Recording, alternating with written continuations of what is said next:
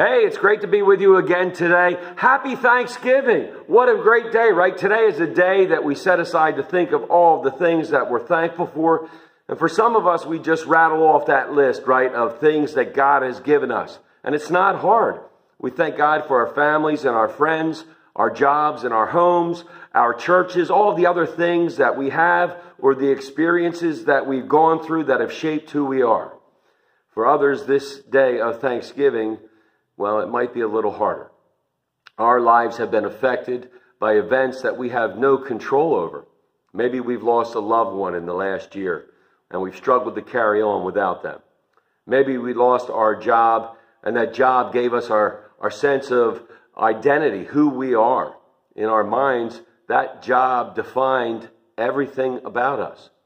Maybe a loved one has been diagnosed with the disease that we're in the midst of dealing with, and all of a sudden we have been cast as the caregiver. Maybe the pandemic ruined us financially, and we don't know how we're going to make ends meet unless a miracle happens. There are days when we feel like we're fighting this battle alone. All of those things are hard to deal with, and it leads us into sometimes a sense of worry and despair. And we can become anxious and depressed if we continue to focus on the issue instead of the one who walks with us through the issue. You see, we're never alone. So many times we lose sight of the fact that we have not been abandoned. God has not left us to our own devices. Yes, we may be dealing with things that we never saw coming and things that we would rather not deal with, but God is right there the entire time. I read something not long ago about Moses and the Hebrews on their exodus from Egypt. They're running from the Egyptians, and the Egyptians are hard on their tails, and they finally reach the Red Sea, and they're trapped, right? The Egyptians are gaining ground, and it looks like they're either going to all be killed or they're going to be enslaved and taken back to Egypt. But then God stepped in.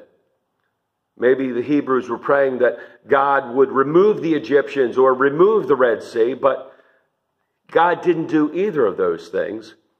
Maybe they prayed that God would get them out of that circumstance, but He didn't miraculously transport them away to another part of the country. You see, here's what happened. He made a way through the Red Sea. He created a way for the Hebrews to travel through that obstacle. He didn't remove the obstacle. He made a way through it. Now, as we go through these days, may we be able to focus on God instead of the issues and the obstacles in our lives.